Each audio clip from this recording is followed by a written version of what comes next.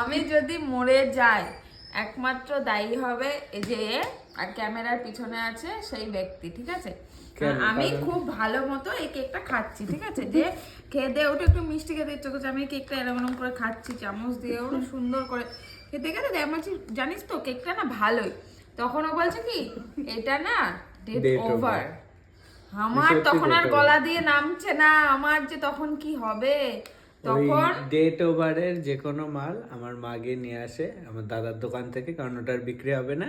নিয়ে এসে হয় আমি অফিসে নিয়ে যাই, অফিসের আমার কিছু ছাগল পাগল আছে ওদের দিয়ে খাওয়িয়ে শেষ করি, না হলে এইসব তোরা আছিস। আমি ছাগল মানে আমরা এইসব খাই না, বাট দেখ নাম তো হয় যে খাওয়ালাম, অর্জুনদের বাড়ি গেলাম আজ কেক খাওয়ালো। আমার আর এক স্পুনও খেতে ইচ্ছা করছে না, আর এ আমাকে দে, আর হচ্ছে এ বলছে এতটা যখন খেয়ে নিয়েছিস এইটুকু খেয়েই নে, কিছু আর হবে না।